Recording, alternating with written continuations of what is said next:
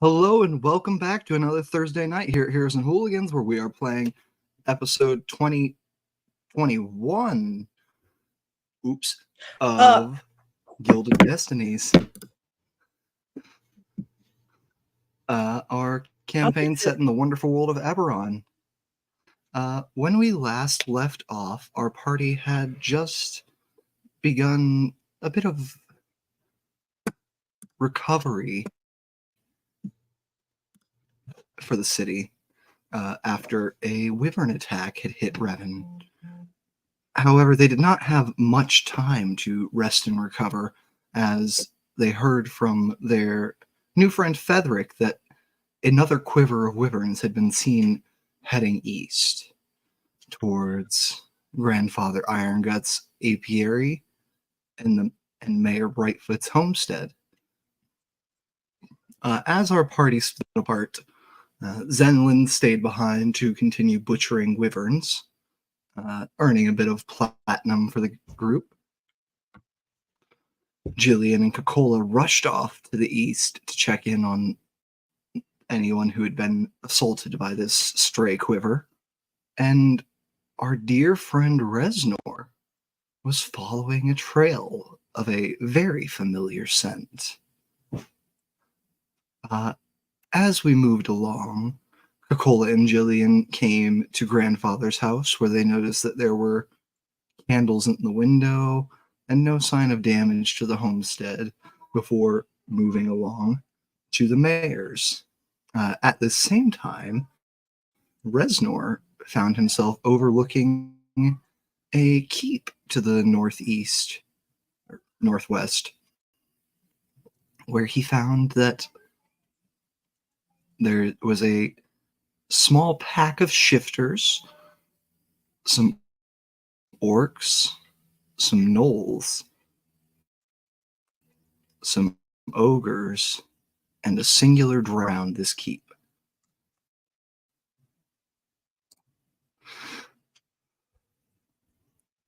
At the end of this, he spotted, just as he was about to leave, the person he was chasing, his old friend Rorin Longclaw.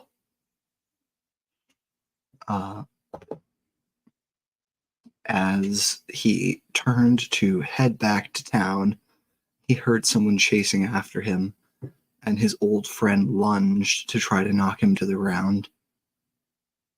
A short scuffle later, Resnor was fully knocked unconscious and was making death saves when he hit a natural 20, popped back up, and started beating the shit out of his friend again. And won this time. Or so we think. Coca-Cola and Jillian, would you guys like to summarize what happened when you got to the Mayor Brightfoot's? Dude, way too much. Way too much happened. Oh man, when we were on the way, me and Jill was running like the wind bullseye, and we passed my grandfather's. Everything from the outside looked copacetic, so we just kind of kept on going. Came across a group of people who was like, oh, there's some casualties up there. So we just kept going to the mayor's. When we got there, the mayor's wife had been trapped under the house and had been passed away for at least 10 minutes that we knew of. And one of the dwarves from the meadery was also there and had passed away. Jillian did some House Jurasco magics and things, and was able to tap into her beliefs enough to be able to bring the lady back. And the surviving dwarf went on a rampage, and we don't know why. We have no idea anything about it. We don't even know who he is, aside from a worker, and tried to kill the mayor. So we had to kill him back, but the mayor ran away. So now we have to find him. I think that's it. Yeah, we definitely don't know anything else about that guy. Nothing. Yeah, we don't know anything else about Killick or Oric, his dead friend. Nothing. We don't know anything about them. And that's I'm standing on that business. It's my story, and I'm sticking to it, man. All right. So as we come back, we'll come back moving in on the town of Revan with its upper quadrant heavily damaged. The tavern, the mayor's hall, and a couple of residential buildings, as well as the town granary. And we move into the tower, where we see Zenlin perched atop it, butchering these wyverns. Zen, you're working on your last wyvern right now, just finishing up, and you've gotten to the hearts of each of them. So you're able to pull the hearts out. If you want to spend more time butchering them for anything else that you could get, you're welcome to. I think he was going to try and get some wyvern toxin because I know that has value. But other than that, it was just those. And then he was going to wait a little bit to see where his friends were. And if they don't turn up soon, go look for them.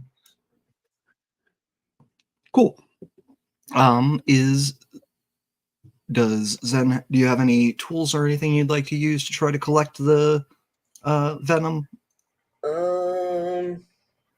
I have proficiency in an herbalism kit. I don't think I have one on. All right. Okay. But we're in the tower, and I would go look for like some vials or something. I assume I can probably find some somewhere. Yeah, give me just a DC 10 investigation check.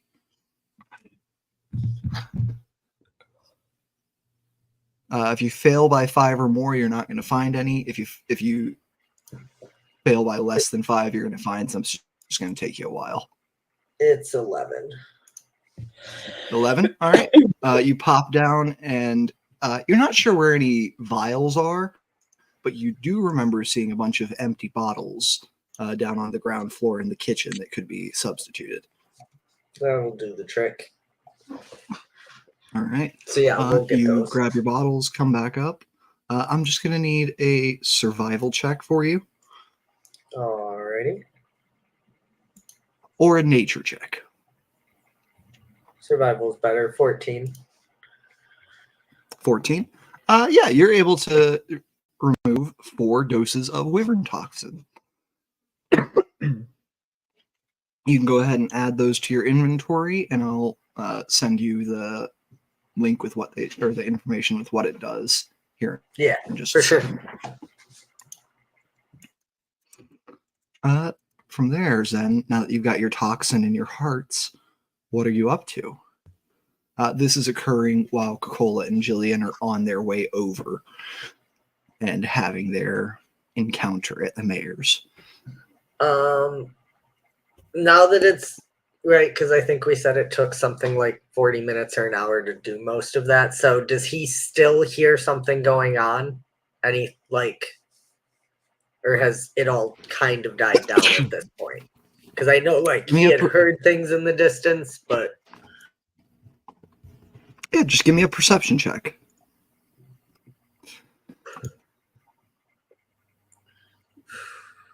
14. All right. 14. You hear people moving back towards town, but you no longer hear the sounds of battle in the distance.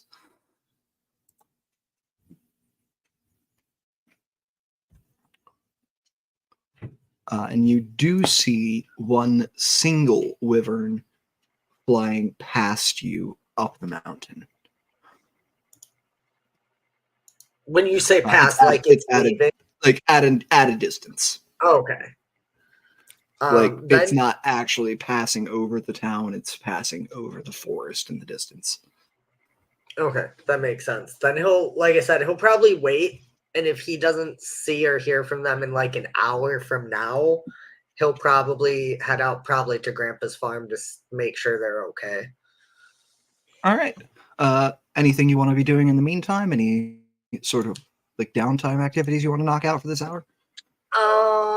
As much as I want to, I don't think I should use the few spell slots I have left to practice tonight. I think I've done enough.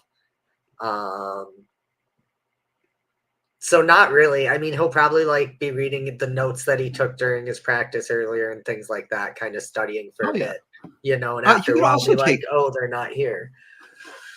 You can also take that time to go look around the town if you'd like. You don't have to, of course. Nah, Zemlin's personally not that invested at this point. Like, he's seen that the wyverns are gone and there's not much he can do right now to help anything. So he's just waiting up for his friends, and then if they don't come back, he'll go look for them in a bit.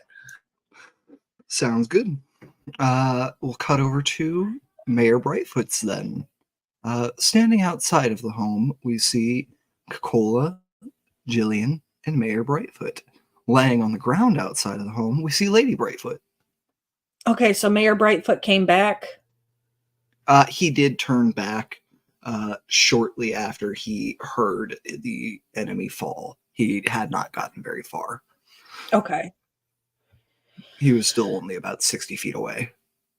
Okay, cool.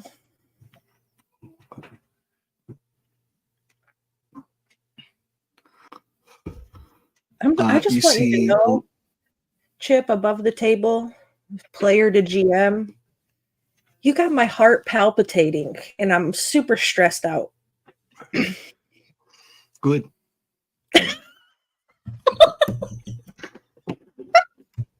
Means I'm doing something right. Yeah. Fuck you, friend. In the nicest way possible. Fuck you. Alrighty. But yeah, you see the Lady Brightfoot is here on the ground, barely clinging to consciousness and life. Severely wounded and injured. And honestly, as of right now, permanently disabled. Yeah. She does not appear to have the energy to say anything right now. Looks like she's in shock. Okay. So I'll just kneel by her and tell her it's okay, rest now. Hopefully she does rest. And yeah, she closes her eyes and seems like she's starting to drift off. Okay. So not fall asleep necessarily, but drift off into her own mind. okay. Right. And is the mayor coming back, or is he just looking at us? He's walking back now. Okay. And he kneels down next to his wife, and he's gonna see if he can do any first aid here, if no one tries to stop him. Is Jillian will ask him, "Are you a healer?"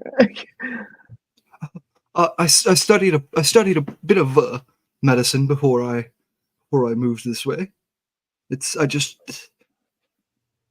I'm so. What happened? Why? I knew she was crushed by I knew the not building. all of my constituents were happy with me, but I wasn't expecting an assassination attempt. I don't know, man, but you're safe. You are safe now, but your wife, I think she's beyond anything that we can do for her. Isn't that right, Jillian? Wink, wink, nudge, nudge. Chip, she's stable now. Is that where we left off, where she was stable? Yeah, she's stable at 1 hit point. Let's see. I can give her a little bit more. I would like to see if I could try to. I don't have that energy to completely restore her, but if I can get some rest, I could try to do a greater restoration tomorrow.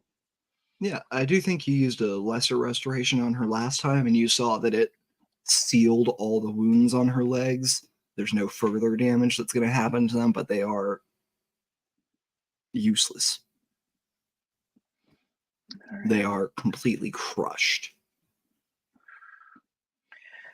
I'll let him. Above the table, I'll let you know that lesser restoration stopped her from continuing to take damage from crush syndrome. All right, let's see. Jillian, let's see, how many spell level 3s do I have? I think I got one level 4. I think you did make a medicine check last week that let us know that she is not going to be healed further as far as her legs go without something like a greater restoration or a regeneration. Yeah.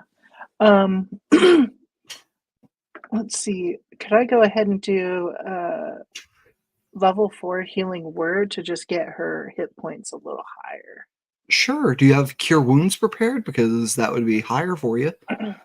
Cure wounds. And she is within touch range, so.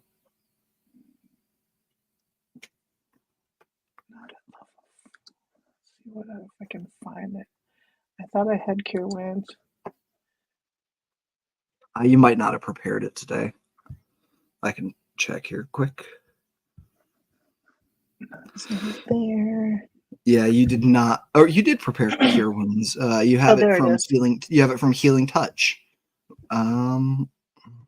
which I Yeah. do believe adds it to your spell list and doesn't just let you cast it straight up. Let me check the details on that quick. I'm looking at the wrong screen. Let me get over here and look at it. Yep. Um, That spell is added to your spell list, so you can upcast cure wounds at 4th level. So that would be 4d8 plus 5 for your healing.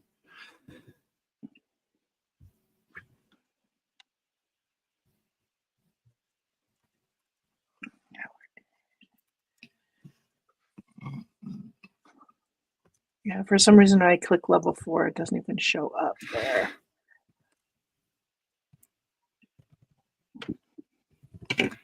I think it's just an issue with D&D Beyond and the way it processes spells from features other than your class spellcasting. Yeah, so just burn I the did spell it at level. roll the dice. Yeah, just burn the spell and roll 48. Oh, okay.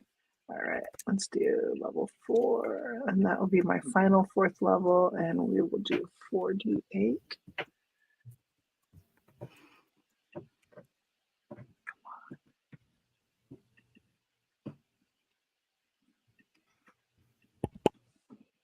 And go. We'll have to add a plus 5 to that. So 26 plus 5. So 31. 31, yeah. That was a really good roll. Okay. Yeah, on a 31, you see life rushes from you back into her, and she is restored to over half her hit points. She's no longer bloodied. Good. All right. I'll let the mayor know that that's all I can do for now, and that he may consider taking his wife, where is it, to, how do you pronounce it, Trollenport in Zalargo, that there is, House Durasco does have a minor enclave of healers there that should be able to help his wife, but if he doesn't feel comfortable going there, he's always welcome to go to Sharn and get, go to like a university hospital, basically. Awesome. So you give him this recommendation, and he looks at you and says, "You think they'd be able to help her there? In Trollenport?" They should be able to help her, and if they can't, then they could transfer her to Sharn, where she could see some university doctors that have specialties. Yes, I think maybe you're right. Maybe a trip to Trollenport is a good idea. I could report that there's been assassins after me as well to the council there. They would be able to perhaps take some action, seeing as I, work for them.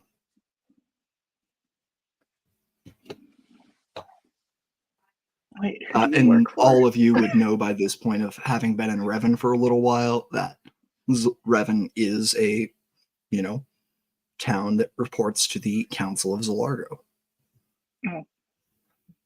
Yeah, which it's provincial government essentially, right? Yeah. Yep. He's local, their state. Yeah.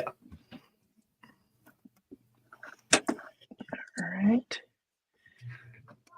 That's a good Well, idea. Well, Yeah. he's local. They're the feds. Look, I'm gonna be fresh as hell if the Fed's watching. I'm just saying. Jillian's gonna say that's a good idea. Yeah. It's not And cool. he looks around at his now destroyed home. I don't know. We can't leave now, this second, but Gods. And anyone who wants to can go ahead and give me an insight check. All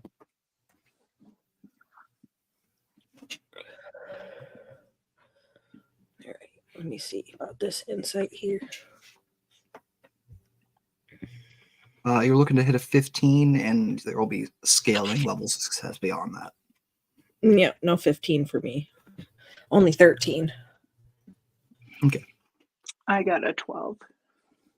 On a 13 and a 12, you don't get any deep knowledge about what the mayor is thinking. What you do see is a man torn between personal duty and his duty to the people.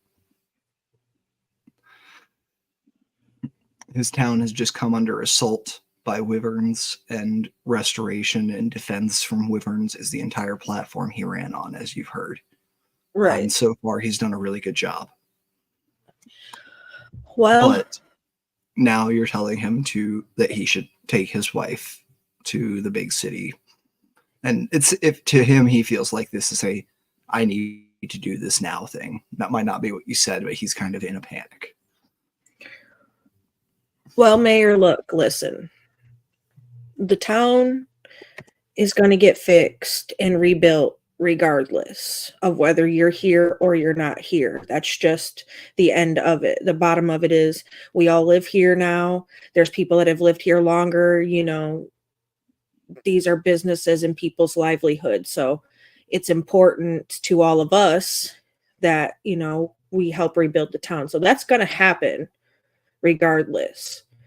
Your decision is whether your wife in your retirement is most important to you or if it's the city that you think is important to you. Because Revan's going to keep on revving regardless of whether you're here or not. And it has for however fucking long it has. Ages.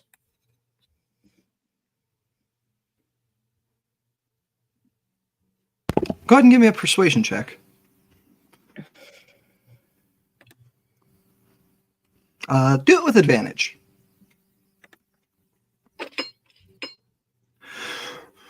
$20. Dirty. Nice. He looks at you. You know, we got off on the wrong foot, and I think you're right. You're right. Coca-Cola Iron Gut. And you see he reaches into his bag. Which of your companions do you think most deserves to be the deputy mayor while I'm gone? I can't give it to you. That's just too much for the people to go from not having an Iron Gut in charge to having one, back to not having one again. I think it would cause great confusion in the growing Revan, but I trust you, and if you trust your friends, then I will trust them as well. I would say Jillian because as long as I've known Jillian, regardless of anything, she always does what's right. Whether it's, you know, something that contradicts with her house beliefs or not. She does what's right for the people, which is why Jillian's here and not at a freaking cloister for House Jarasco because she gave somebody cheaper health care than they wanted her to because he was a poor man and he needed help. And the mayor turns to you, Jillian. You see that despite taking no injury from the collapsing house or the assassin after him. He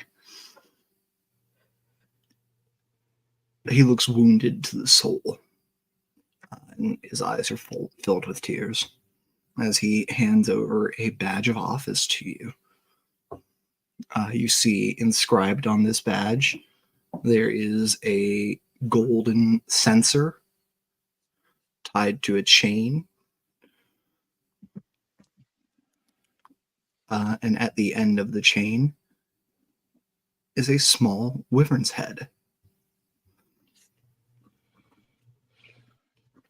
Badge is pretty small, about as big as if you put your index finger and thumb together, about as big as that hole. But it is intricately carved. So you can go ahead and add a Revan's badge of office to your inventory. You have advantage on persuasion rolls against anyone who is a legal, or not legal, but what's the word? Law-abiding citizen of Revan. Okay. All right. I will thank him and tell him that I will do what is best for the citizens of Revan, and thank you for trusting me, and take care of yourself. Make sure you drink lots of water. Take care of yourself. Try and get some rest, and don't stress. Yes, I think getting some rest would be a wise move before we head out. Perhaps we'll head out in the morning. Yeah. And Let me I think talk to my. maybe I'll address the town before we leave to let them know what's happening. Let me see if my grandfather minds if you sleep in the spare room for the evening, and then we can get a cart ready for you in the morning so that your wife can ride comfortably in the back of a cart and so on for your trip. So you're offering to like give up the spare room you've been staying in for him? Well, we're going to be staying at the tower, and we already mostly got all of our stuff out anyway, so it doesn't hurt to take the rest of it and let him sleep in the spare room. If I'm sure my grandfather won't mind. Just wanted to double check. Yeah. He looks at you, he says, I see why your family led this city for so long. Let's be off to the apiary then. Yeah. Does he have anything at his house that didn't get crushed that would help get his wife to grandfather's, or no? Give me just a DC 10 investigation, same as Zenlin did for those vials. I'm going to say if you're willing to go into the collapsing house, you can roll this with advantage. But there is a risk the house would collapse on me. Yeah, and I'm small. No, I got a flat 10. Flat 10. You look around.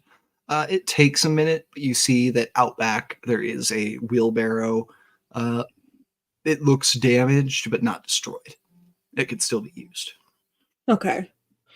Yeah, so I'll help get her in the wheelbarrow. I know it's not going to be comfortable, but it's only a few minutes, and she's not taking any more damage currently, and Jillian's got her as comfortable as she can be. Yeah. So you load her up in the wheelbarrow. We use push-pull for this. You see he tries to begin pushing his wife in the wheelbarrow, and he is not strong enough to move her. Okay, so...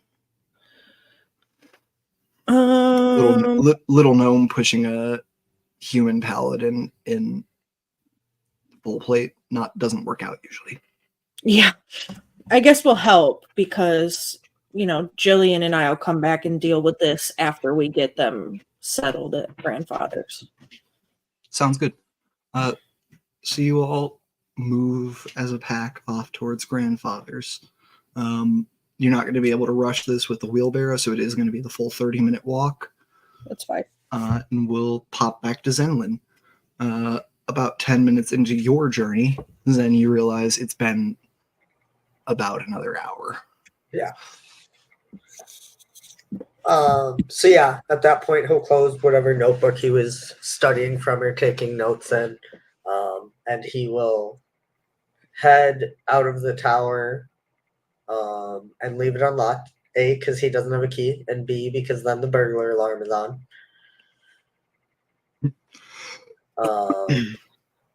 And he will actually burn his last 3rd level spells since he has no one with him to do anything and has nowhere idea where anyone is, to cast haste on himself, and will take off.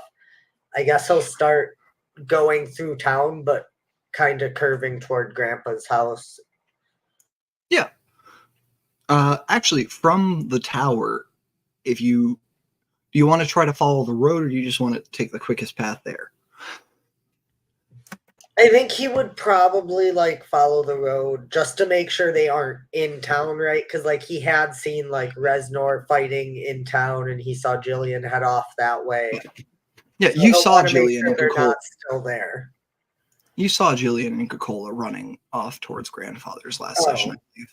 Yeah, if that's the case, then he'll just start haste running straight to Grandpa's then. If he saw them going there, he hasn't seen Resnor in who knows how long. Okay, cool. DC 5 survival. And we don't do crit fails on skill checks here, so if you add 4, you're good. You just automatically get it. It's a 7. I don't add 4, but it's still good. Nice. So on a 7, yeah, you're able to just, through the little bit of woods here behind the tower, duck your way through there over to the road and rush. With haste, that doubles your speed, and you can dash twice, right? Yes, that's correct. So 180 around? That sounds correct, yeah. Yeah, you are moving. 180. I don't miss doing all of this kind of math. Haste is 1 minute. I think is it? That sounds accurate. But yes, concentration up to a minute. So he only gets about a quarter of a mile out of it or so. Yeah, you get about halfway there, I'm going to say, before your haste drops. You're able to make it there in a total of about 15 minutes, I'm going to say. So you're arriving just as Coca-Cola and Jillian are, or maybe about 5 minutes before them. Okay. I guess if he gets there, say, we're going to roll for it. I'm going to roll a D12 here. We'll be nice. We'll make it a D10. For every number on this, that is the number of rounds it will be before Coca-Cola and Jillian arrive. Okay. That's a 10. So Zenlin, you rock up to Grandfather's. You see there is no damage to the building, and there are candles lit inside. He'll make his way to the door and knock, I guess. Cool. You knock on the door, and you don't hear a response. Can he try the door? It's unlocked. Okay. Can he push it open and, hello, is anyone there? Your passive's a 15, right? No, my Perception. passive. Oh, perception, yes. Cool. Give me a perception check. 30-20.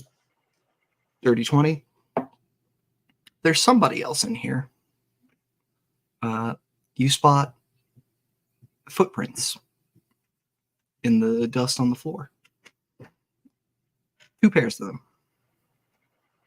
Both appear to belong to a smaller creature than yourself. Separate creatures of the same size. Can I try to quietly follow the footprints wherever they go? Give me a stealth check, and you see that they lead off towards grandfather's bedroom.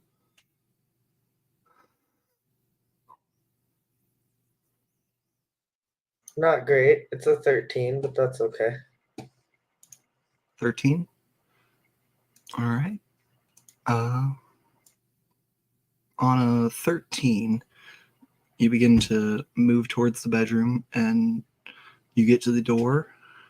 You hear the sound of breathing inside. On a dirty 20, I'm going to say you're not sure if it's one set of breaths or two. But you don't hear Grandfather Ironguts snores, which you've heard every night you've been sleeping.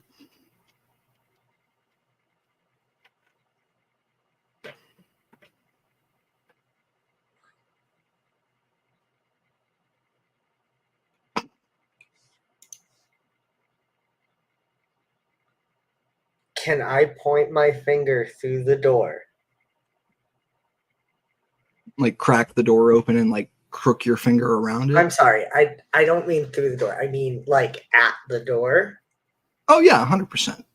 And I would like to cast message, assuming I hear someone on the other side of the door somewhere. And I'm just going to say, we have you surrounded. It'd be better if you come out now. Okay. Message does not require line of sight. Just requires that you point your finger towards a creature within range. You can cast the spell through solid objects if you're familiar with the target. So are you casting this at grandfather? Or I will allow you to make an Arcana check to make this like a broadcast message where it is verbally, like it is audible to anyone in the vicinity. That's of the room. That's kind of what I'd go for. Cool. Give me an Arcana check. I'm going to say you're just modifying a cantrip in a way similar to the way it's usually used. Just a DC 13. 16. Hell yeah. Your message goes off and you say, we've got you surrounded. Yep, we've got you surrounded. It'll be better if you just come out with your hands up. Give me an intimidation check.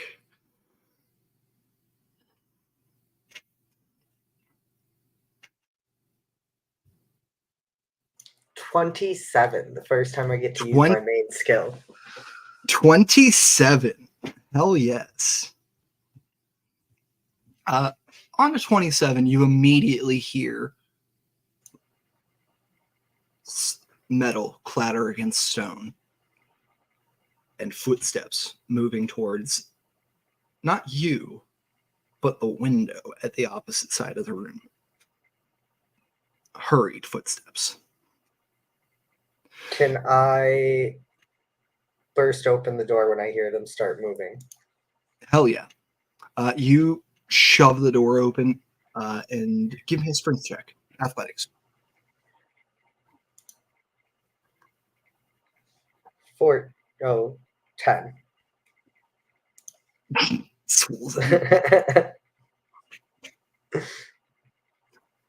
All right. 10's what you needed. 10 hits the DC. You shove the door open. You hear the clatter of furniture hitting the floor as you push it through. And you see before you on the ground a dead dwarven body and another dwarf clambering out the window. Can I... Before you is not Grandfather Irongut. And you see as the other dwarf clears the windowsill, that is. And you see a bloodied hammer laying on the ground by the window. Whoa, Grandpa, it's okay. I thought it was the others. He turns back. He hears your voice, turns back. Zenlin? Zenlin. And you see he is heavily wounded. It looks like he took a piercing stab to the side, and you can see that his veins are blackened.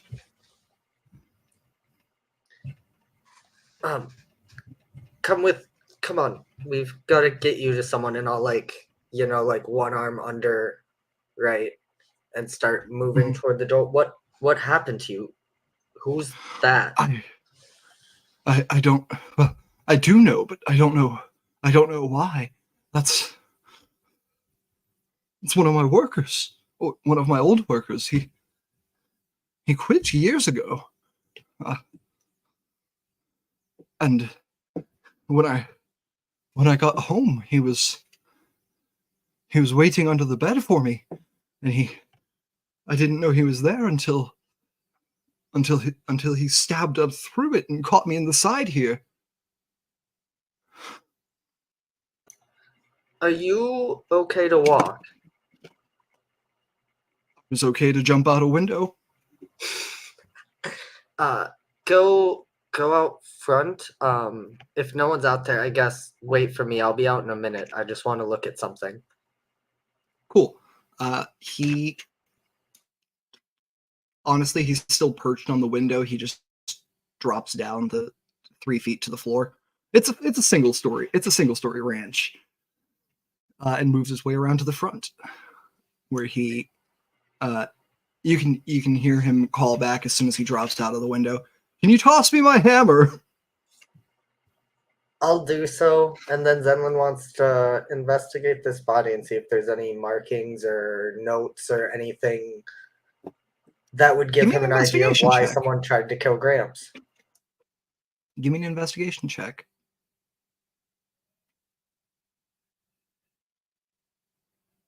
Eight.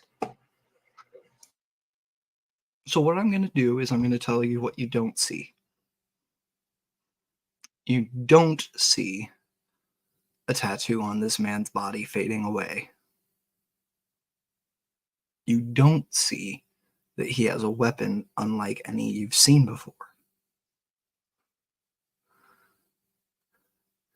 And you don't see that the wound on grandfather's side as he leaves is identical in size and shape to the one left in the bedroll in the caverns below the tower.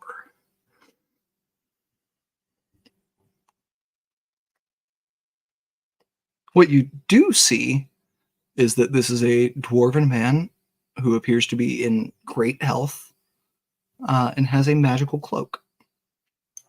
You can see the eddies of magic flowing along the leather it's made of. I take the cloak.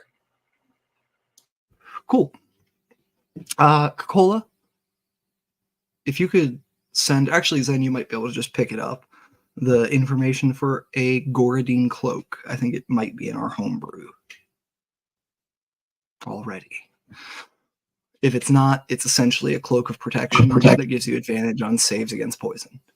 Yeah, it's just, that's all I have, I think, is a cloak of protection, but it's changed name. Yep. Yeah, I think I didn't bother making a homebrew since you already had full immunity to poison at this point. Yeah, I mean, he wasn't putting it on or anything, but he'll put it in his bag, have what's it called, identify it later, see if it gives any info. Yeah. And I'll say you saw that Beep is still standing there guarding the shrine in the tower when you were looking for your vials. Cool. After that, he'll just go back out the front door, and I assume it's around this time that they're getting here, probably. Yeah, you get out the front door. You and grandfather have about 12 seconds before they get here. And Coca-Cola and Jillian, you rock up with your wheelbarrow, your mayor, and your heavily wounded paladin.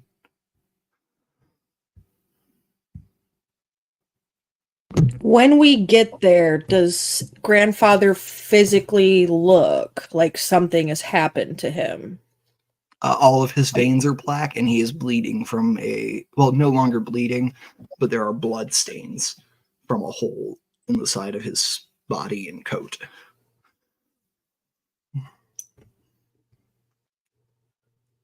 What happened? Zen, when did you get here? What's going on? Oh, just a few minutes ago I came looking for you. What happened to Resnor? What happened to her? I haven't seen Resnor since the Wyvern attack. He took off into the woods. He was acting definitely not himself. Like, whenever I jumped on his back, he didn't even realize it was me, I don't think. But anyway, he's been gone.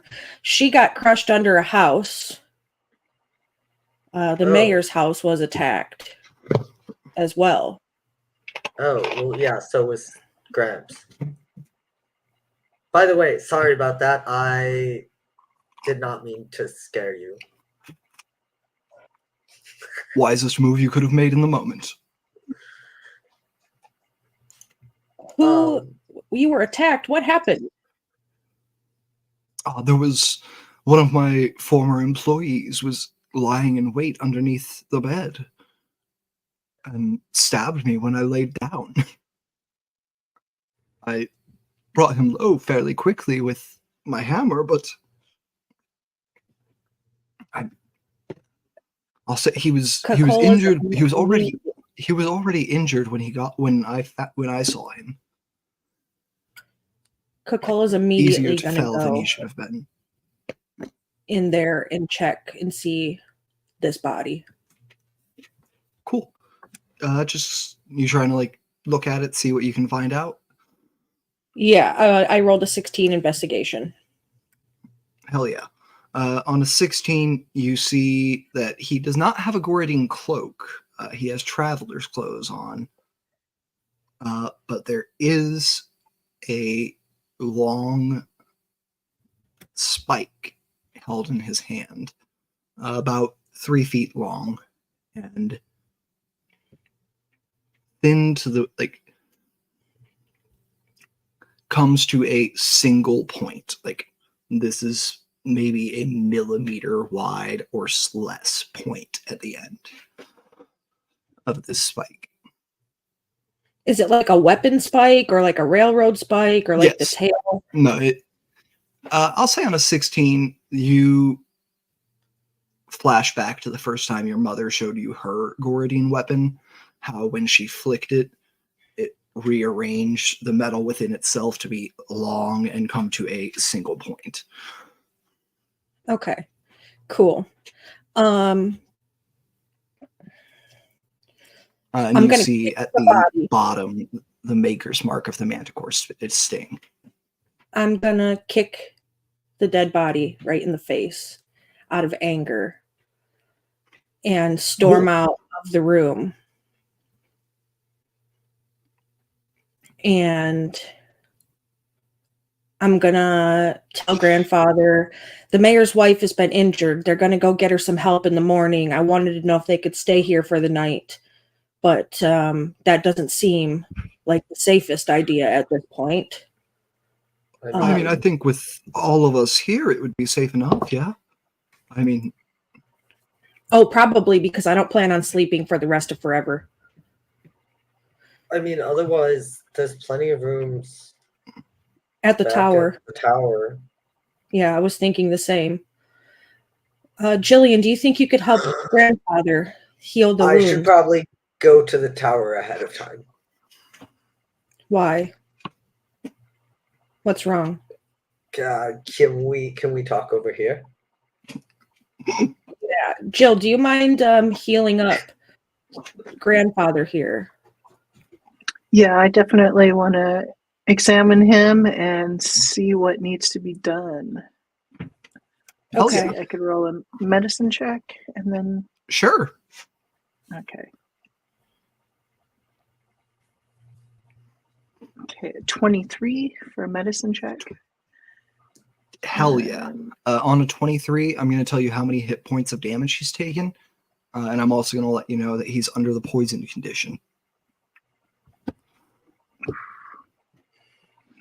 Okay. Grandfather has taken 63 points of damage. Why don't you sit Grandpa's down a right here, boss. Grandpa? Hmm? I'll have him sit down, and I will cast Cure Wounds at 3rd level. It looks like that's as high as I could go. Yeah, and you got to do your greater or your lesser restoration too to get rid of poison condition. Yeah. I can't do that until I take a long rest.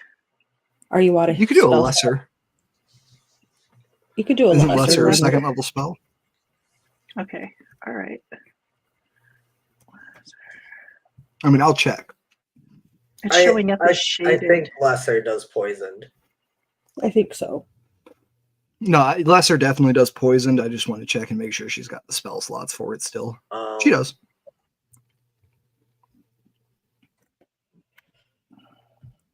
All right.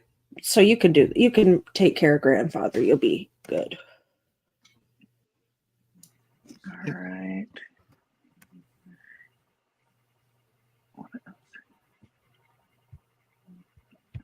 Huh. It's shaded. I click on it, but it's shaded. It's not letting me cast it. It's the same issue we had with Cure Wounds earlier. You get lesser restoration from your Mark of Healing. So just go ahead and burn the spell slot.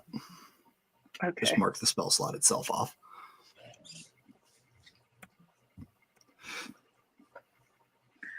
All right, Grandpa, you just sit here.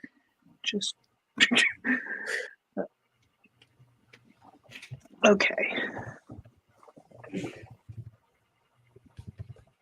All right. Lesser restoration. There we go. Done. All right. And you said you're going to do a 3rd level Cure Wounds as well?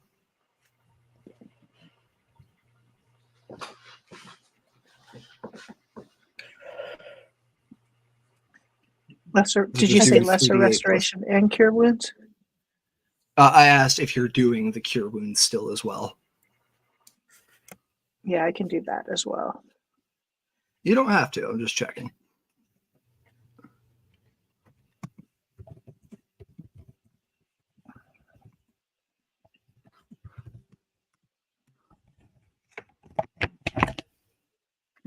If you do, just go ahead and let me know how much you heal. It's the same issue we had earlier. Just burn a 3rd level spell slot and roll 3d8 plus 5. Yeah, it's the D&D Beyond just being a pain in the ass.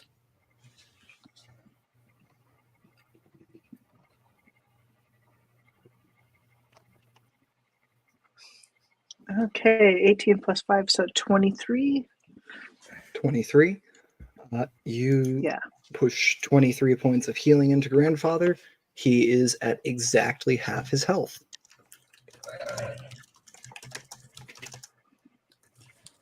Okay. Just rest. I want to make sure that you're okay. I'm just going to kind of helicopter mom him for a while. Yeah, he looks up at you. He's like, I will be all right, Jillian. If we're going to stay at the tower tonight, we should probably be on our way. The sun is gone, and I don't know if there are any more of these assassins lurking.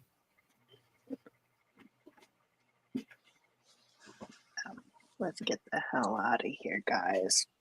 Yeah, just give us a few minutes. I want to talk to Zen. Okay. Cool. Zen and Cole. Actually, I'm going to say you two were able to step aside to have your private conversation while Jill does the healing. Okay. So I was at the tower. Joe was there too during the battle, and then she left to go help elsewhere. But when I left, I did not have a key with me. And I figured it was better to leave the door unlocked so that the security alarm was there in case anyone snuck in. But if assassins attack here and at the mayor's house, someone should get there before this group doesn't check to make sure no one's there. Yeah, that's a good point because Hey, did that, just 1 second, did that body have anything else on it? Or was it just his dagger? I'm rolling a D100 quick. See if Zenlin admits to stealing a magic cloak. That's low. He says there was not. Give me a Okay. deception check. That's fine. That's fair. Gakola, you don't have to oppose this if you don't want to, but you can. It's an 18 for what it's worth. What do you want me? What is the imposition? It's insight, right? Yeah. Insight. Unless your passive beats that. I know you have like observant and stuff. 23 insight. Yeah. Jesus. There was definitely you would know that Zenlin is lying. You know Zenlin is lying to you. Zen, there were assassins at the mayor's house too. I need to know if there was anything else on the body. Please tell me the truth. There was a cloak. I was going to have Beep identify it to see if there was any information on it. I could tell it was magical. Let me see it. Zenlin pulls it out of his bag. I assume will. it's a Guardian cloak. Yeah, if it matches mine. You see the cut and the material matches yours, but you see that the markings of the manticore's sting have faded away. Yeah. Not like magically, just this is a old cloak. I'll open my cloak and show the inside to Zen where you can see the symbol. Okay, I haven't seen that symbol before, so that means nothing to Zen. Yeah. I know who these assassins are. Zen, Zen, give me a history check, Zenlin, with disadvantage. Okay.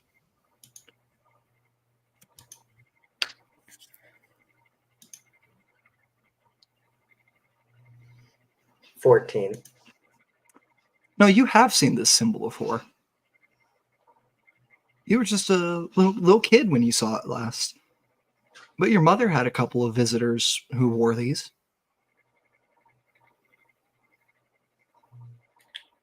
Okay, I guess we'll talk about that later. I'm assuming you don't want to talk here. Well, I have 2 more bodies to clean up still.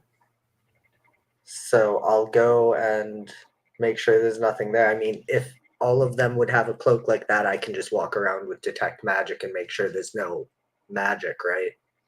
Well, the problem is usually they don't travel in packs like this. So I think we all need to stay together. But I'll give you my key if you're going to go ahead with those guys. Okay. We do have a lot to talk about. Yeah. And Kokola, you would know that not every member of the Goradine has one of these cloaks. Right. Only those who are full members. You can be, a great assassin and still not be a full member. There's a lot of nepotism that goes into ranking. Yeah. And before we leave, Chip, I want to look around inside my grandfather's house through his belongings and see if he has, it would be a small black lacquered box with bright red velvet inside, and it would contain a giant red ruby. Yeah. Go ahead and give me investigation. I'm going to say with advantage. Okay.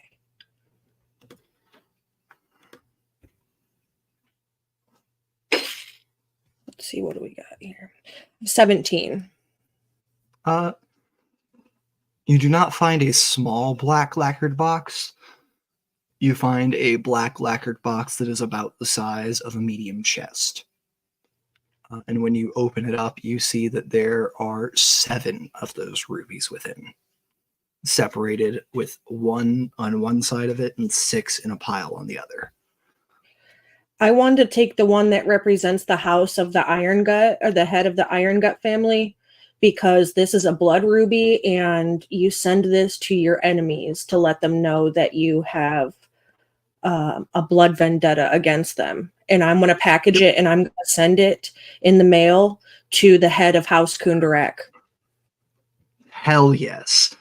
You know, just offhand, the one on the left is the one with with the Iron Gut House seal on it. The others you can see have different seals. If you'd like to try to identify them, you can make me an investigation check or a history check relating to dwarves. Okay.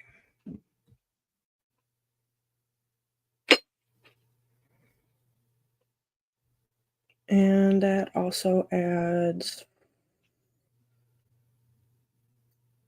efficiency times 2 is 8 and 12. That puts me at 20. Okay. With a 20, you are able to identify these as belonging to House Amanatu, Amanatu,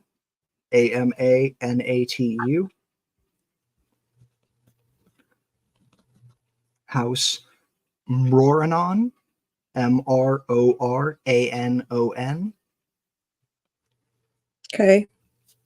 House Noldrin, who is sent 2. It's the letter N and then Old Run.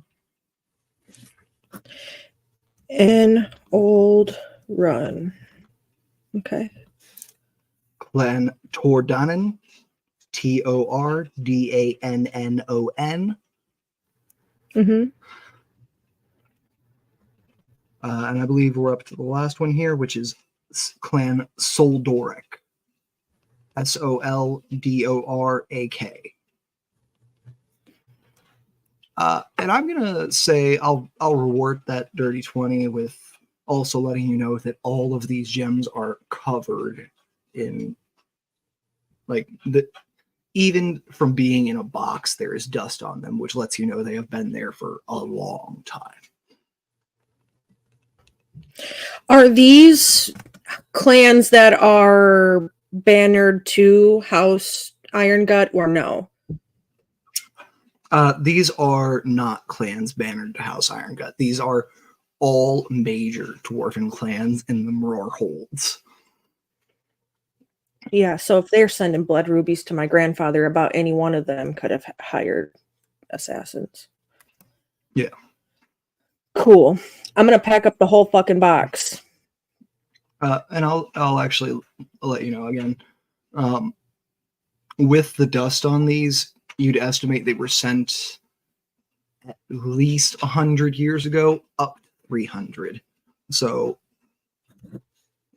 there's a 200-year span, and about 100 of those years are in your grandfather's lifetime.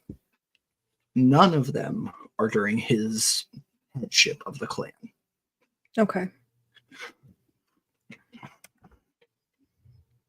Or actually, I guess there's about 20 years in there where they could have been sent just to him. Like, Okay. as the head of clan. Me and Dwarf's about to have it out, son. That's all I got to say.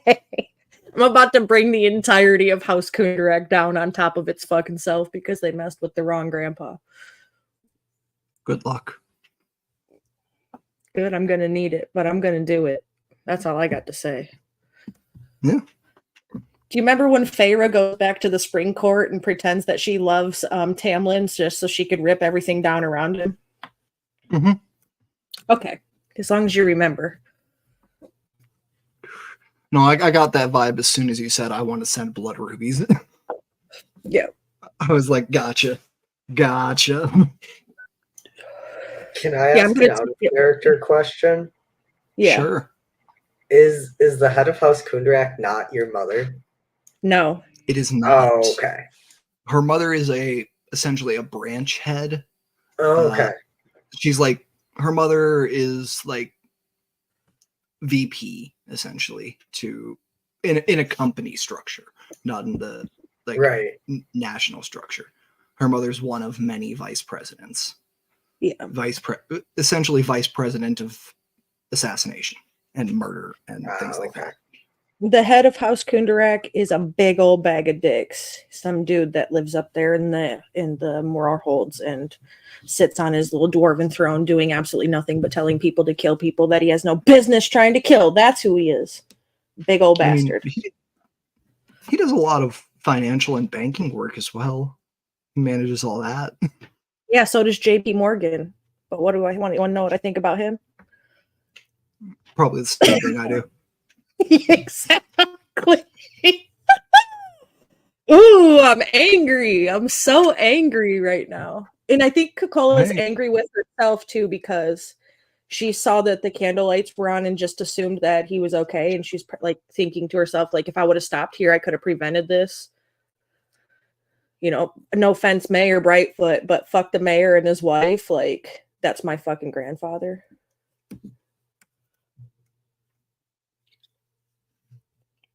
No, you know what? Never mind. I'm not going to give therapy to your character for you. Thanks. Appreciate it. If you want your character to go to therapy, you'll need to find someone who, does that in game. But yeah, you take your grandfather's blood ruby. And I think that even as the heir, this is like you're overstepping the bounds of where you're at in your position right now. Oh yeah, I know that. I don't think Coca-Cola cares. No, she doesn't. She's just gonna tuck it into her pocket and put the box back. She'll come back for this later. Okay. I'm only gonna take one piece of beef off the charcuterie board of anger at a time. I'll also say you would know that returning a blood ruby that has been sent is a way to ask for peace between your clans, and can also be seen as a sign of we want to ally with you. Just to keep that in the back of your head. Yeah, I'll keep that in mind. But Zen, you were dashing off to the tower ahead of everybody else? Yeah, if possible. Yeah, you can definitely do that. If everyone else is traveling in a pack with the wheelbarrow and all that, they aren't able to move at like a dash speed. So, well, at the house, at grandfather's house, there should be like a cart or something that's easier to push her in, because I don't want her to have to be cramped up in a wheelbarrow in her armor and shit when her legs are already all jacked and whatnot. That's fair. Yeah, there's definitely like a wagon here that could be pulled by hand if you wanted. Yeah, I'll do that. Okay. I think Coca-Cola is quiet the whole way, like seething, angry, and doesn't say a word about the ruby. She just tucked into her pocket.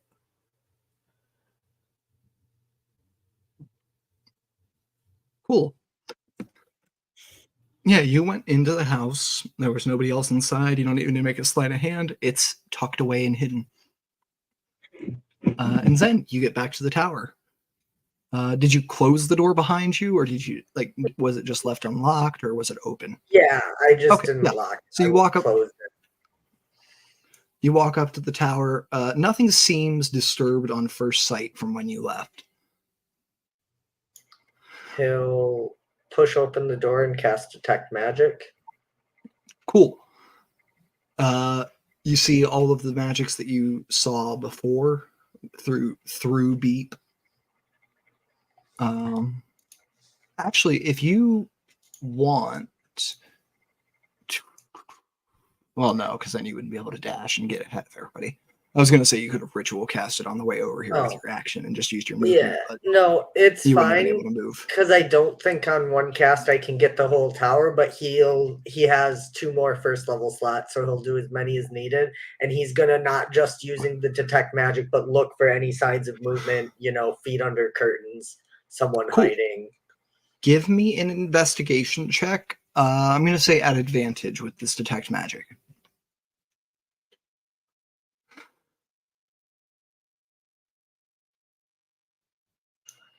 17. Glad for advantage. 17. You do not find any signs of disturbance. You do not find any signs that anyone but your party and Fetheric for the investigation or for the inspection has been inside the tower. Okay. Then he'll just like go down by the door and wait for the others. Cool. So we all gather at the tower. And yeah, Zenlin, you think it's clear.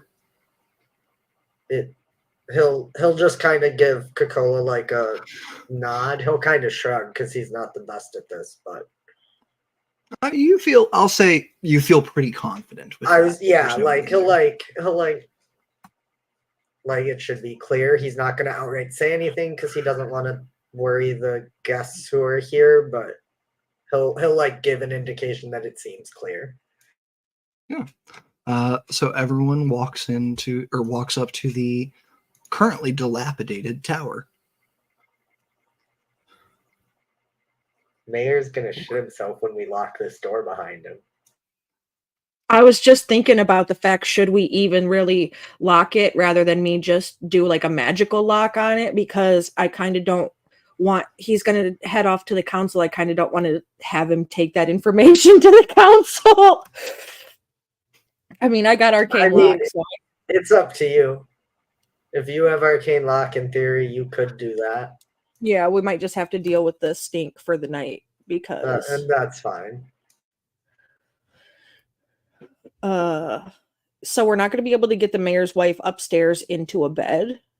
So we're going to have to like make her like a makeshift, pallet or such there. And also if we keep the door unlocked, they're not going to go near any of the things that are still tricky, like the piano.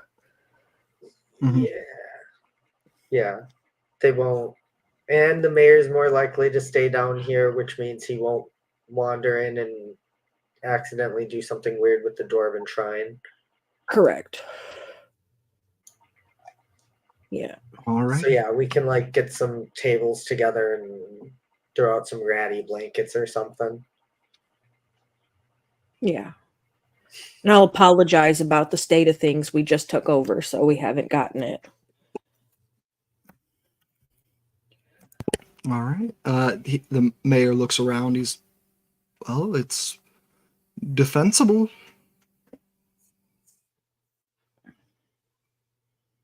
It is. It'll be fine. We're just here for a night, and we appreciate your grace and generosity. I don't see any bedrooms down here on the ground floor. There's not. There's not bedrooms on the ground floor, but I don't think we can get your wife comfortably up the stairs. So we'll make, unless Resnor was here. I haven't seen Resnor for quite some time, but if he's not back by the morning, we should probably go check for him. But yeah. And you see the mayor leans over. Jillian, could I borrow that badge back for just one moment? I'll show you something you can do with it as well. Sure. She'll hand him the badge. You hand him the badge. You see he squeezes it in his palm, holds his palm up to his mouth and says, "Town meeting at the Iron Gut Meadery." And he looks over at your grandfather, who nods, "at 9 a.m. tomorrow morning."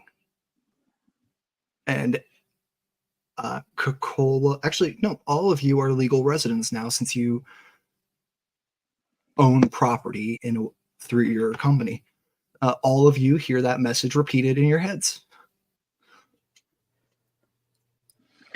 Neat trick. Yes, unfortunately, it can only be used to call the town hall meeting. But it's a good way to get the news out to everybody very quickly. Something about the badge reading the intent of your message. Standard Zalago issue. Any mayor you come across will have one of these. Oh, they can also be used to activate the alarm for the wyverns. Oh, You okay. do that just by holding it and saying "alarm" very loudly. That's a bit of custom work that my darling wife here did on it for me. Oh, all right. You do weather warnings too, like severe weather alerts. The alarm just sounds the same for everything, so you just usually the only use I've had for it has been the wyvern attacks. But I'm sure you could set the alarm off for other things as well. Just maybe have a town hall beforehand establishing what that's going to occur, I suppose, so that people aren't confused and rush out in the middle of a tornado or something to try to attack wyverns. Okay. All right.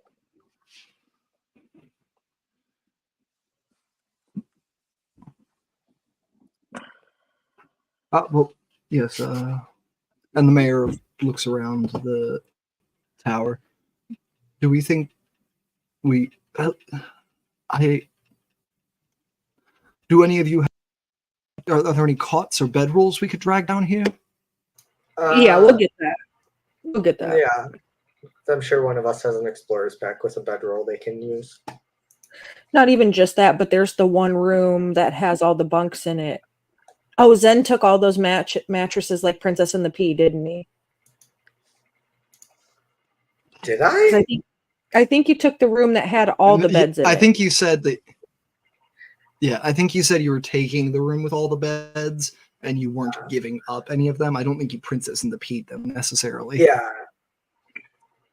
I just took that room, but I'm later conversations. But yeah, we can like drag a mattress downstairs or something. I'm sure. Just in the current state of things, it won't be a very nice mattress. Yeah, apologies, but You drag the mattresses down. They're, dusty. They're not in the best of shape, but they're still a mattress. And unless there's anything else you all would like to do tonight, everyone is able to get a full night's rest. Actually, sorry. You said you wanted to throw an arcane lock on the door, Coca-Cola? yeah. On the front door, Right, because if we leave the door actually unlocked, then if anybody tries to crawl through that hole, then they're going to get their whole existence zapped out of them. So if I don't like actually lock the door, but like do a magical arcane lock over it, then they won't be able to get in the front door, which would probably push them to the hole, and then they'll crawl through it and we'll know they're there because the tower's wild, man. I'll say you do know there are two sets of doors at the front. There is the inside of the double doors, which does not have a lock on it, and the outer one, which has the lock you've been turning to activate the magic. Do you want to just cast Arcane Lock on the inner double door? Yeah, that's what I was thinking, that inside door there. Cool. So you shut that, cast Arcane Lock on it, and then you are all able to bed down for the night.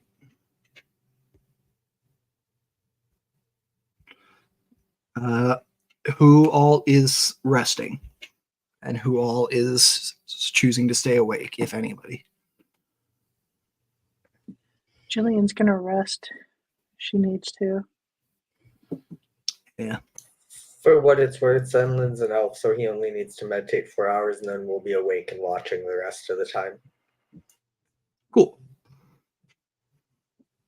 Yeah, I think Coca-Cola takes watch just until Zen wakes up and then sleeps for a few hours. All right. Do you want to set a password for the door, by the way?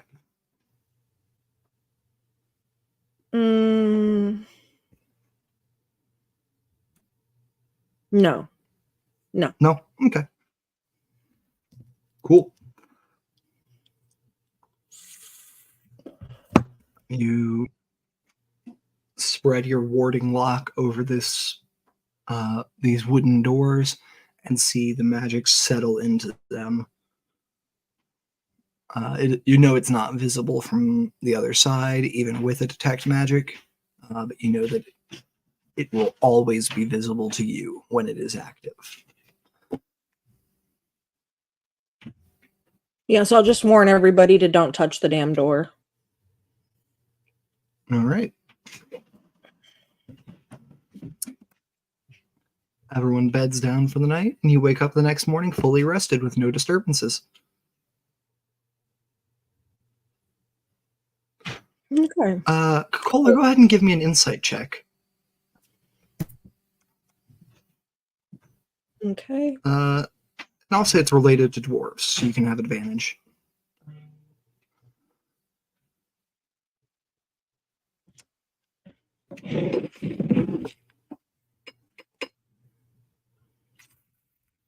Oh, well, that's a natural 20 for 26. I mean, of course they're not going to attack your home. Everything they've been doing has been for you.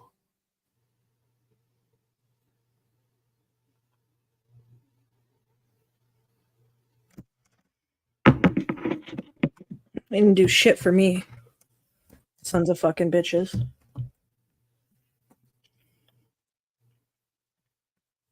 But I think Coca-Cola just is so seeing red, right? Because like she already knew she was the heir. They already knew that was going to happen. Like killing her grandfather wasn't whatever. She never wanted that. Like that's never, you know. Yeah. Since when has your mother cared about what you wanted instead of what she thought was best for you? I don't give a shit what she wants. She could take her suburban housewife shit and shove it up her ass. Suburban. I'm gonna. No, your mom's not that in tune with herself. Your mother, miles and miles and miles away in Sharn, feels a little twinge in her heart as you call her a suburban housewife. Yeah, that's like She's like- insulting to her because she's the opposite of that. She's the breadwinner. But she's like, someone somewhere has insulted me gravely. Which one of my children was it? No. But, yeah. We come back in with you all waking up, except for someone who's been up for a while yet. Or, Zen, do you think you waited 4 hours after everyone else went to bed, then started meditating, or meditated immediately and then... No, he would have started pretty much right away and woke up like 4 hours later. Cool. Just double checking. All right. Yeah. It is morning. You are all awake. It's about 7 in the morning when you all wake up from your long rest. I think Coca-Cola would probably go straight to the meadery because every single one of these assassins has been either an employee or a former employee of the meadery.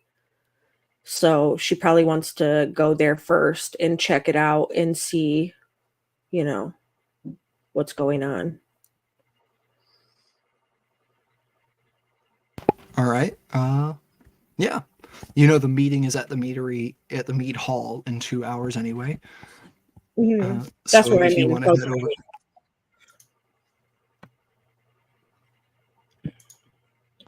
if you want to head over... is where I want to go. Oh, sorry, Chip. We got that lag thing going on.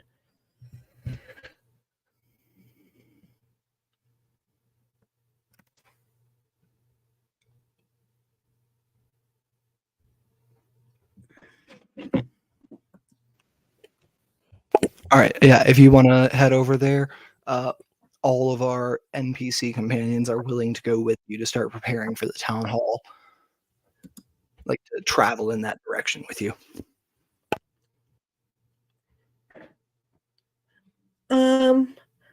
I don't know if I would take them. I think because I want to go first just to make sure that everything's okay before like walking them all into a freaking death trap. Yeah, makes sense. Yeah, so that's my plan. Yeah, so you ask if you can scout ahead. You say, actually, I'd rather scout ahead, and make your way off to the meadery. Isn't any of our party going with Coca-Cola?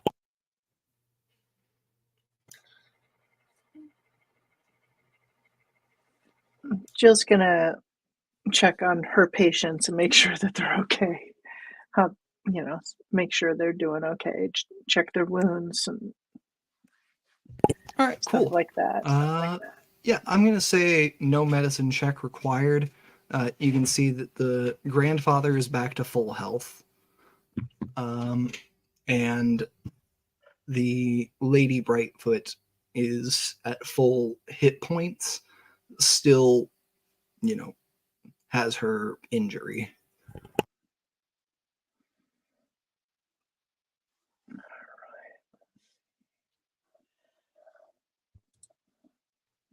Would Jillian be able to,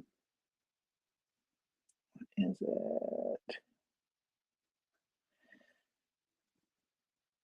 She wants to cast Greater Restoration and see if she's able to fix her legs.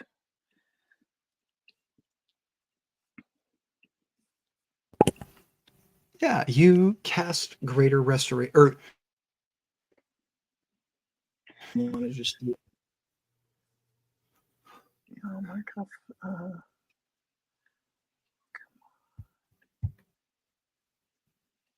My spell slots are. I guess they didn't when I hit long rest. They didn't reset, but yeah, she's casting a 5th level spell. Manually deselect these ones from yesterday. No worries. Yeah, you cast Greater Restoration on her, and you see that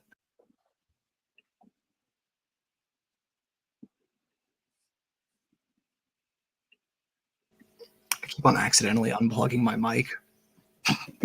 You see the muscle and bone crushed.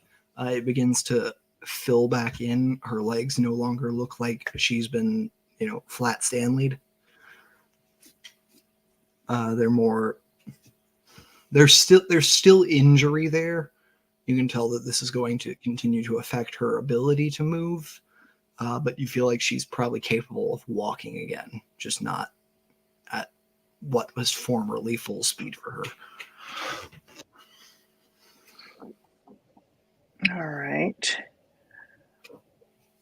I still think we should take her in the wagon because I don't want her to trip and fall and re-break her bone or something. Yeah.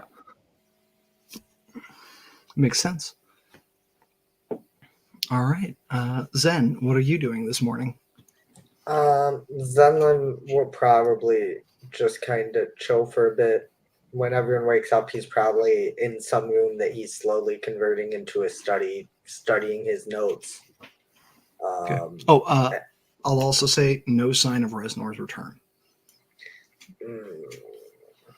After the meeting. For everybody. The meeting's early, that'll come first. But he's not going to leave early like with Coca-Cola or anyone else who goes super early. He's just going to hang out around here. If everyone leaves, he'll lock the normal door and try and find a way to make some food or something before going to the meeting. But he'll show up, 15, 20 minutes early. Mm-hmm. All right. Coca-Cola, as you walk towards the door which you locked last night to head out, your grandfather catches you. Are you sure about going alone? I worry that if someone is striking against our house, they'll strike against you as well. I think I'll be okay, grandfather. Don't worry. I mean, I know you're going to worry because it's what you do, but I'm going to be all right.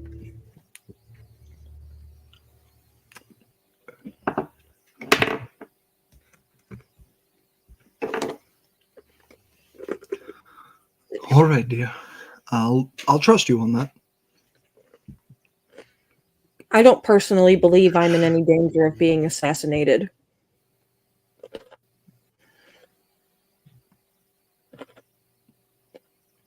And I'll kiss him on the cheek and go out the door. All right. You roll out and head towards the mead hall.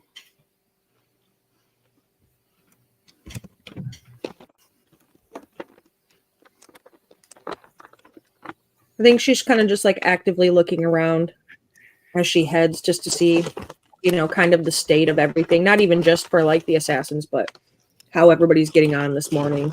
I know some buildings were damaged and so on, but on the way there, kind of just looking around to see,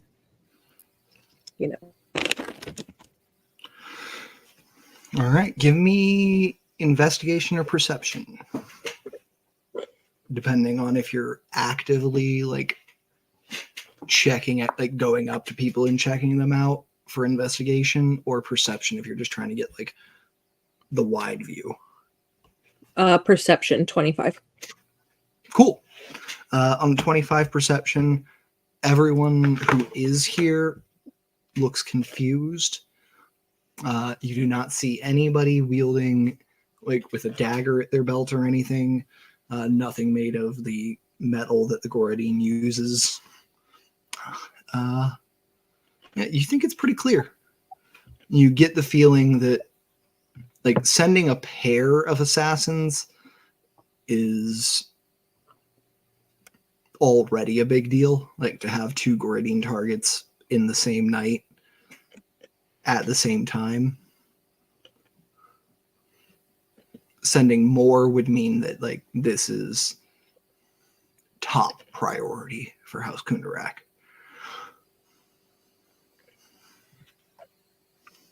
Yeah, so if everything looks good and there's still plenty of time, I think she'll jump out and check the post office. Cool. You run down to the post office, which was left standing. It was the next building in line to be attacked when you killed the wyverns atop the tavern. I'll actually let you know, as you left the tower, you could hear that people were moving around in town. The tower is a little secluded, being across the river, so you didn't see what all the hustle and bustle was. Mm-hmm.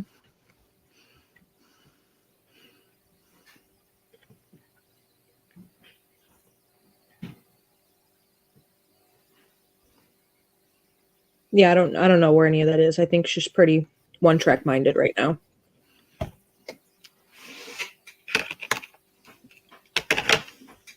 All So right. she'll just drop in the post office really quick and see if she's got anything or not. Yeah, you pop into the post office. There are no packages for you or anything.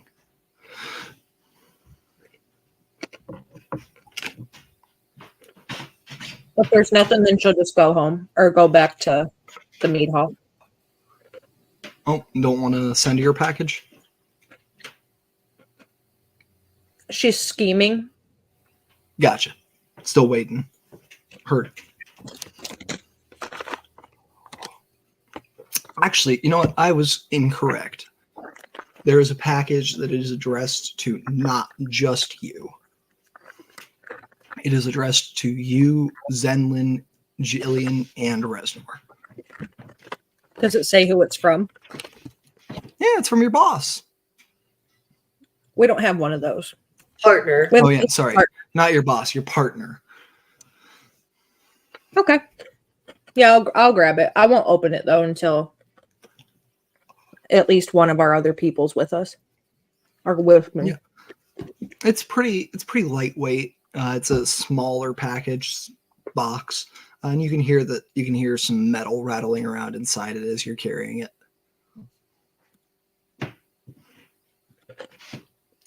And you see that there is a card attached to the top.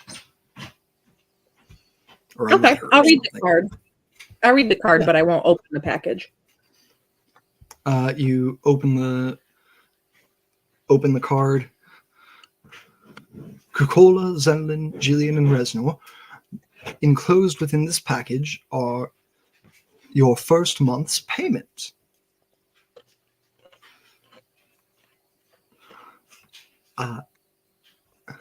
As well as a request that you come back to Sharn at your earliest convenience.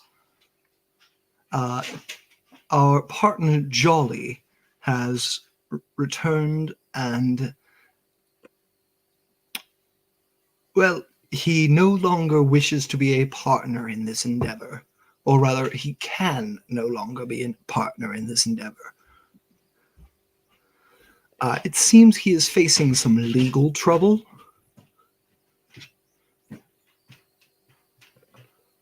And, well, it's not a great look for a brand new shipping company to have a known train thief as an owner. So we need a majority vote to kick Jolly out of the company. Has to be unanimous amongst the other members, and I would request your presence as soon as possible. Thank you.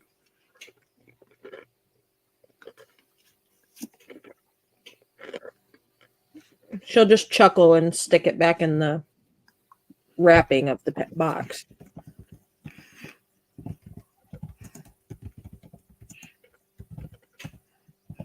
So now you know who the criminal was that you were supposed to drop? Yeah, well, he dropped himself, so.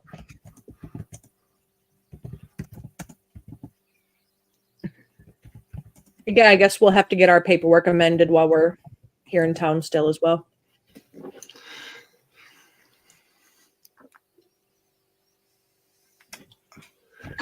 Yeah.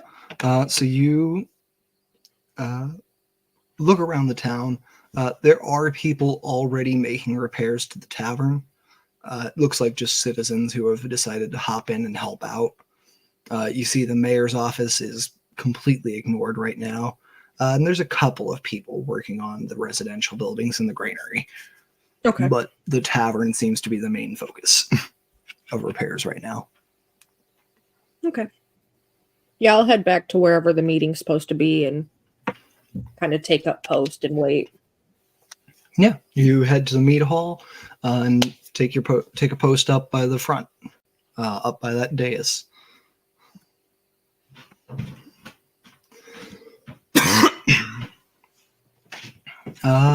Zen, you said you're trying to get there about 15 to 20 minutes early? yeah, time most think I assume citizens would be arriving. Yeah, I think everyone else asks if, like, all of you minus Coca-Cola want to travel as a pack. I think the mayor's probably the one to suggest that. Sure. So should we travel to the meeting together? Safety in numbers and whatnot. Sure. I mean, I don't think anyone's going to attack you in broad daylight, but I didn't think anyone was going to attack me outside of my home. So, dead is dead, whether it's in daylight or not. And it doesn't seem like these assassins care much about living, much less being caught.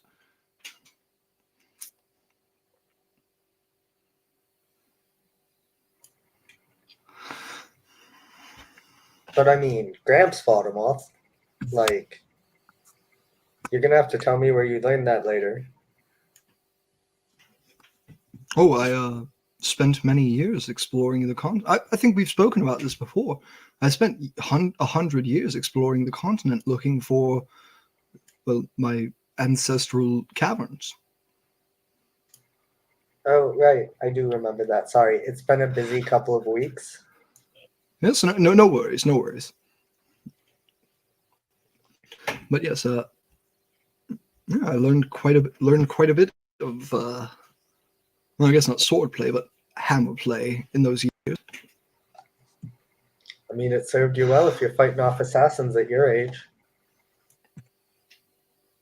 Hey, I'm only 240. It's got a few years left in me.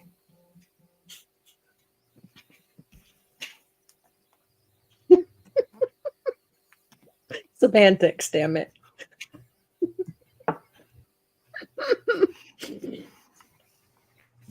But yeah, you all make your way to the mead hall. where the mayor has called this town meeting. You see that as you're walking, people are beginning to leave what they're doing in town and like trail after you. It seems like people are just all heading to the meeting.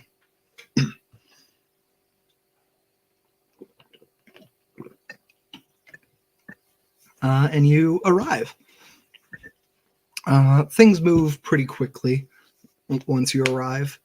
The mayor gets up to the dais at the front of the mead hall with grandfather Irongut and his wife on either side of him. Zen and Jill, do you go up to the dais as well to join Coca-Cola, or are you sitting in with the crowd? Zen's staying in with the crowd. He doesn't know what's going on. Cool. Jillian should probably come up here since she's going to be taking political office. Yeah, Oh, yeah, Jillian's actually. going to go up to the dais. Actually, in that case, nix what I said before. Grandfather is off to the side. His wife is on one side of him, and Jill, you're on the other. And he starts to shout above the crowd, everybody settle down. A few things to say. First, I want to thank anyone who helped stop the wyvern attacks last night. You all did wonderfully. This is some of the least damage we've seen to the town from an attack in quite a while. I do regret the tavern's damage. But,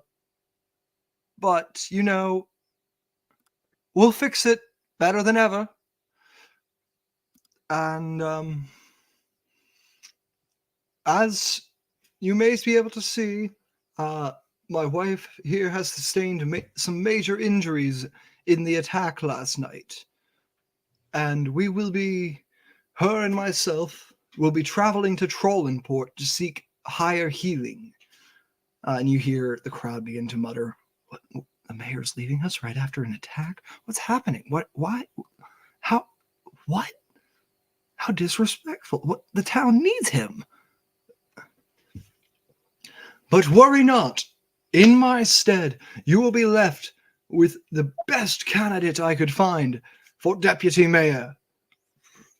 And he turns to Jillian. Please introduce yourself. And he hands you the badge back that he borrowed last night. My name is Jillian Rilke, and I'm just here to help.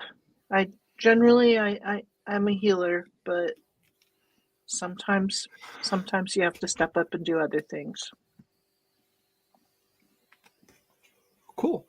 Just go ahead and give me a persuasion check. And since you have the badge, make it with advantage.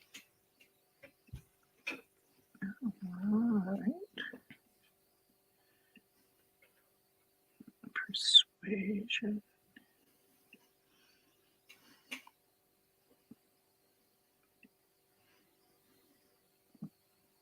Roll again. Oh.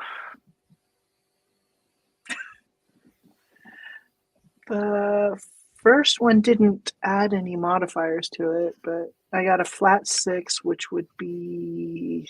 Oh, no, that's a 3 + 3, 6. Oh, okay. All right, 6 is the highest I got then. Yeah, Jillian, you say, I'm Jillian Rilke. I'm just here to help. I'm a healer, but sometimes you need to do things other than healing. And the crowd looks at you. Some people seem like, okay, yeah, I guess a healer could be a good mayor, taking care of people. But the majority of the crowd looks at you. This new strain, yet basically 2 strangers to the town in a row have been put in charge, and you got here 2 weeks ago. Fair. From the back, Zenlin is going to yell, "Ooh, she saved me from a wyvern last night. She can do this."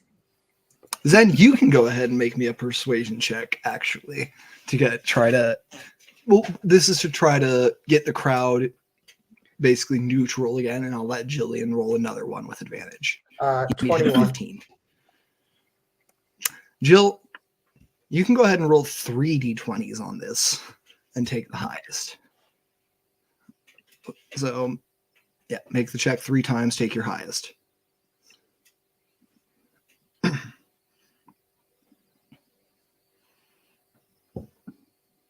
All right, so 12, 15.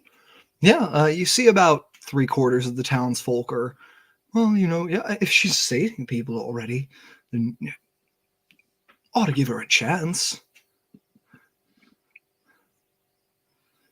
And you hear someone else from the back says, "Yeah, I saw her fighting last night. She took down the ones attacking the tower, didn't she?"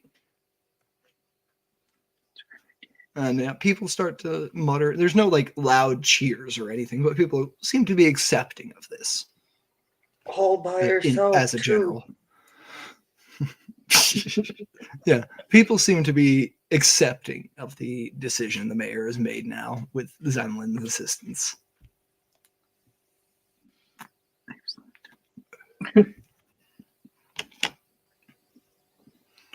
All right.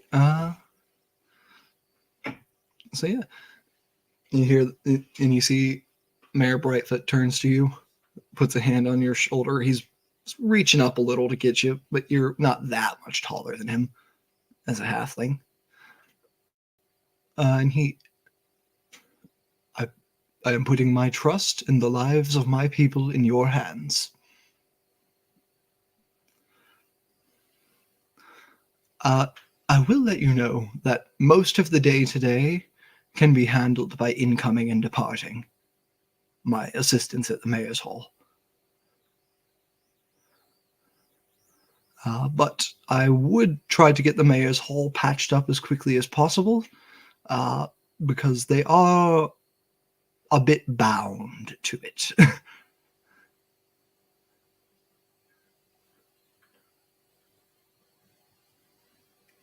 What, you didn't think their names were like actual people's names were incoming and departing, did you? I'm a bit of a literalist. Fair enough. But no, they're spirits of a sort. I don't quite know all the details because they've been there for hundreds of years, but spirits of a sort bound to the mayoral office. And, well, over the years, they've gotten quite good at handling everything.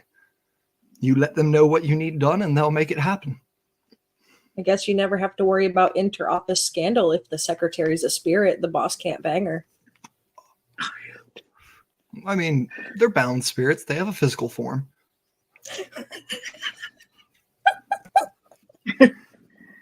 Blink, blink, blink. Okay, I'll keep them busy doing work. Yes. Might be best to, like I said, fix the office up to bring them back first, though. Okay.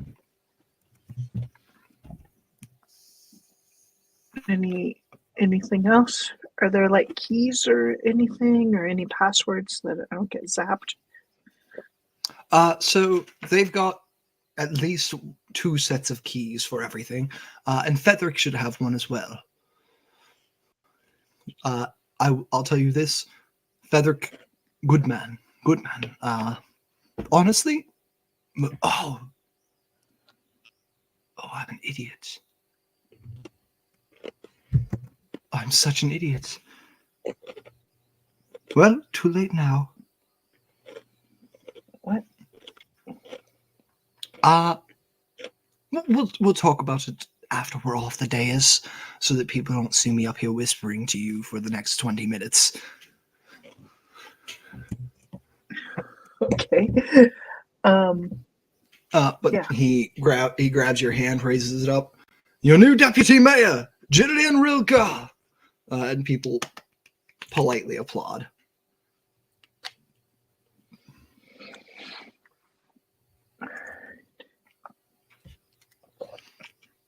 and people begin to disperse to go back to their own activities, mostly repairing the town at this point. You do see a distinct lack of rock burrows. As Oh, you yeah. know, they are no longer citizens of Revan. Yep. Hey, Mayor, does the town have like money to pay for damages and such? We've got some money in the treasury. Okay.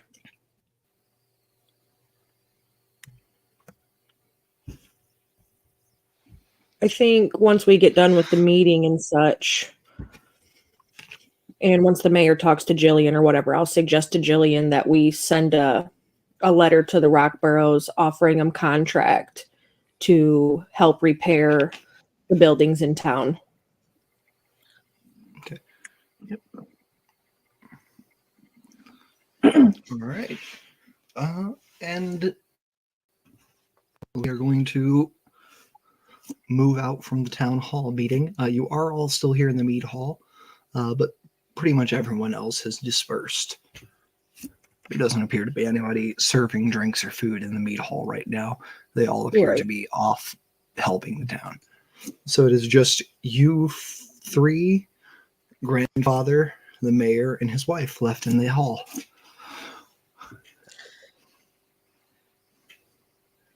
Well, Mayor, I think even though Jillian has fixed your wife's legs where she can kind of walk some, I still think it's best that you get a cart from the stable and take it with you, so that way Yes, I think we'll do just that. Thank you. Is there? Oh, go ahead. I was just going to ask if there was anything we or Jillian need to know while you're out of town. Oh, I suppose I should explain why I was calling myself an idiot. I could have greatly helped my dear friend Fethric by naming him deputy mayor. And it may have come with just about the same amount of controversy as you, seeing as he is a Stonefoot, though in name, not blood.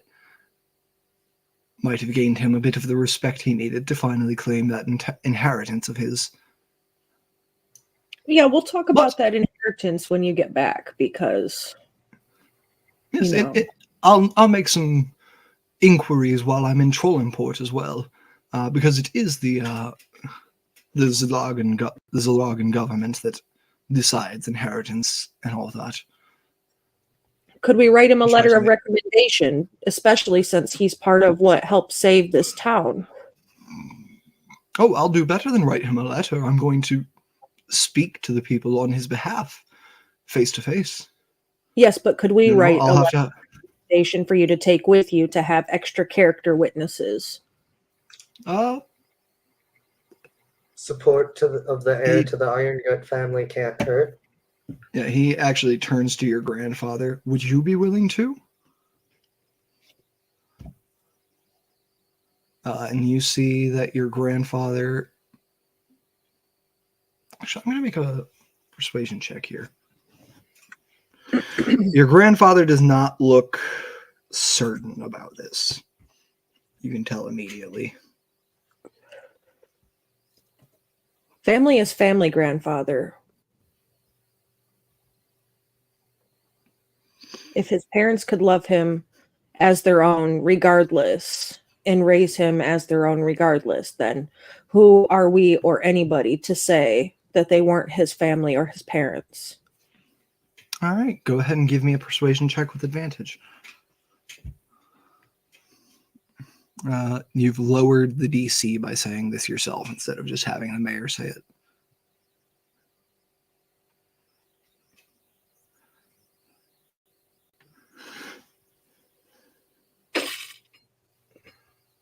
Oh, you literally can't fail this unless you roll a 1, huh? I got a 31.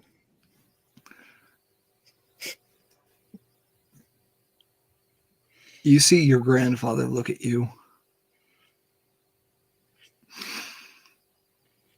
Cola, you've barely been here. You've been here less than a month.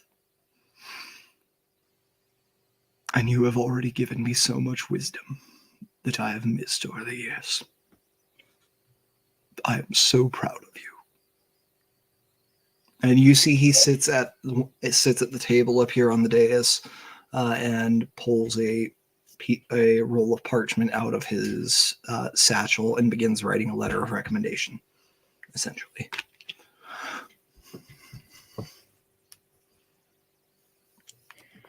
And I'm actually going to say, if you want to snoop a little on the letter, just like try to peek over at it, you're more than welcome to. I don't want to like helicopter him because I don't want him to feel like I'm kind of like throwing my weight around at him. Does that make sense? Because he did just name me heir, and I already kind of like butted in front of the mayor, which can be considered extremely disrespectful to speak to your elders in such a way in public and so on, you know. Well, and I think part of that is your grandfather and you already had that discussion, right?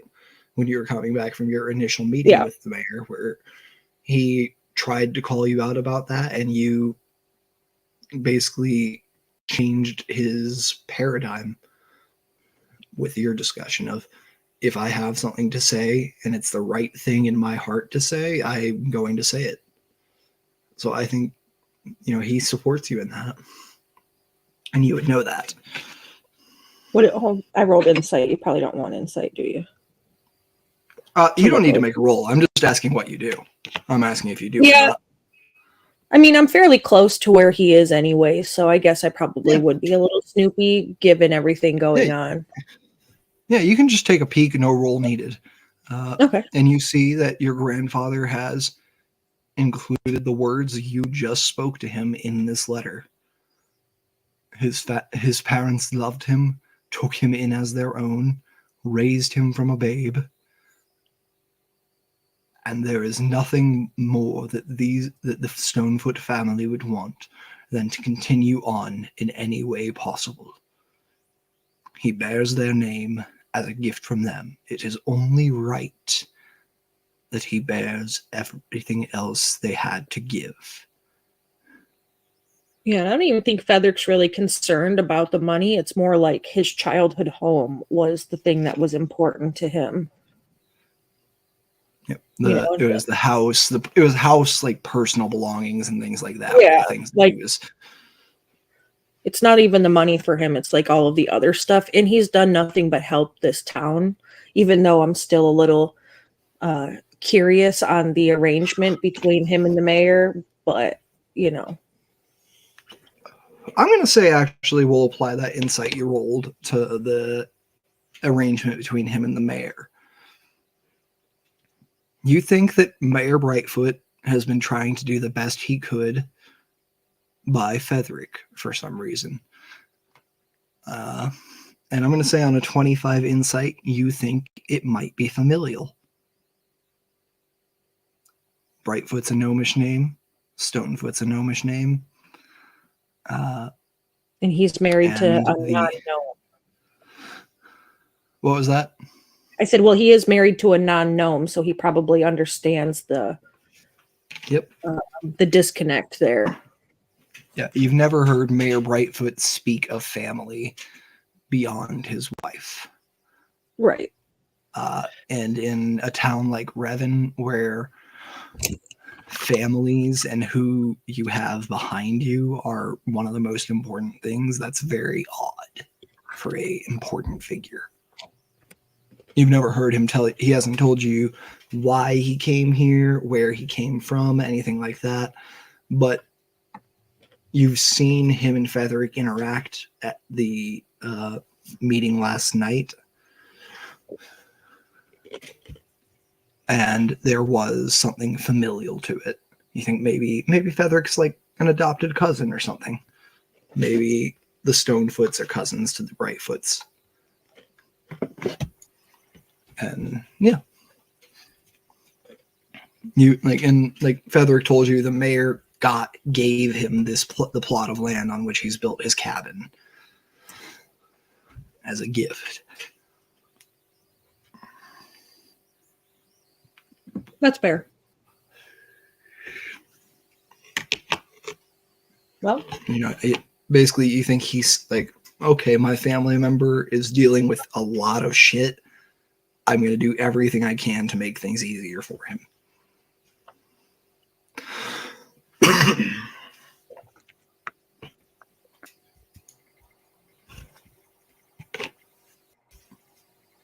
Well, they have shown that they really genuinely care about the town. So, I mean, that's eased up Cocola's disdain, slightly. She could have really let the mayor get killed. Don't think she didn't think about it because she did, but it wasn't the right thing to do. I know she thought about it. As a GM, like GM to player, I wanted to see whether you would choose what was better for you or better for people. I really thought about the relationship with my grandfather, honestly. Like, if I would have let the mayor get killed, then I would have had to explain it to my grandfather, and that could have ruined our relationship. And it's not about like being the heir to the Iron Gut name or anything like that. It's just like the one person who always, kind of like her dad, didn't care about names or skills or any of that, just about who you are at your core. And at her core, right, like that's something that's important to her honor and such. Like, fuck the Goradin and House Kundarak if it's against my honor as a person, as a living being. Yeah, 100%. And I think that's actually, as the mayor heads off to the stables with this letter in hand, that's where we're going to call this session. Ending on a little bit of a brighter note than we have the past two times.